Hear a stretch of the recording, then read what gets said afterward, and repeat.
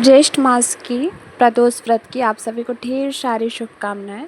तो hello friends, स्वागत करती हूं आपका आपके चैनल में व्रत कथा और कहानी में। आइए सुनाती हूं आप सभी को प्रदोष व्रत की कथा। एक समय सर्व प्राणियों के हितार्थ परम पावन भागीरथी के तट पर ऋषि समाज द्वारा विशाल गोष्ठी का आयोजन किया गया। इस सभा में व्यास जी के परम शिष्य पुराण वेता सूत जी महाराज हरि कीर्तन करते हुए पधारे। सूत जी को आते हुए देखकर शौनकादि 88,000 ऋषि मुनियों ने खड़े होकर दंडवत प्रणाम किया। महाज्ञानी सूत जी ने भक्तिभाव से ऋषियों को हृदय से लगाया तथा आशीर्वाद दिया। विद्वान ऋषिगण और सब शिष्य आसनों पर विराजमान हो गए। शौनकादि ऋषि ने पूछा, हे पूज्यवर महामते, कृपया यह बताने का कष्ट करें कि मंगलप्रद कष्ट निवारक यह व्रत सबसे पहले किसने किया और उसे क्या फल प्राप्त हुआ। श्री सूत जी बोले, आप सभी शिव के परम भक्त हैं। आपकी भक्ति को देखकर मैं व्रती मनुष्य की कथा कहता हूँ, उसे ध्यान से आप सुनो।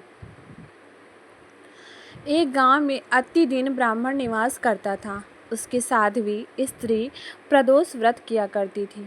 उसे एक ही पुत्र रत्न था। एक समय की बात है, वह पुत्र गंगा स्नान के लिए गया। दुर्भाग्यवश मार्ग में चोरों ने उसे घेर लिया और वे कहने लगे कि हम तुम्हें मारेंगे नहीं, तुम अपने पिता के गुप्त धन के बारे में हमें बतला दो। बालक दीन भाव से कहने लगा कि बंधुओं, हम अत्यंत दुखी दीन हैं, हमारे पास धन कहाँ है। तब चोरों ने कहा कि तेरे इस पोटली में क्या बंधा है।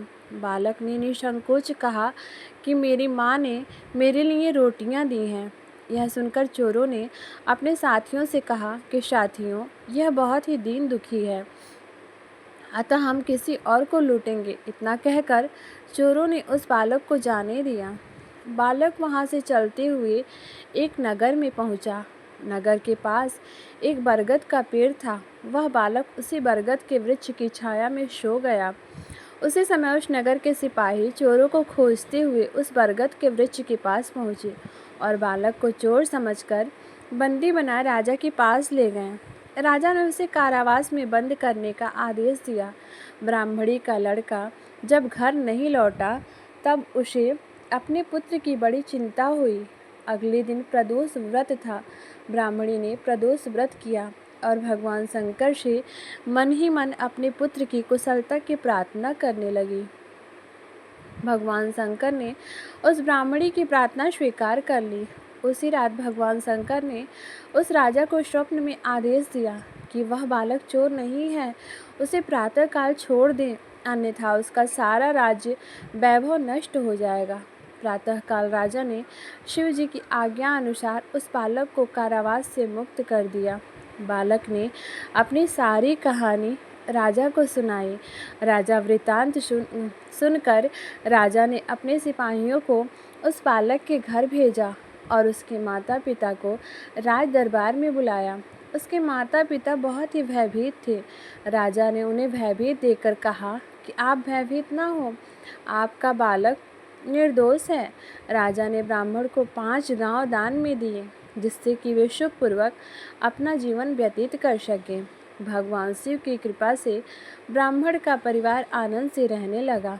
अतः जो मनुष्य रवि प्रदोष व्रत करता है, वह सुख पूर्वक और निरोगी होकर अपना पूर्ण जीवन व्यतीत करता है तथा उसके जीवन में खुशहाली आती है।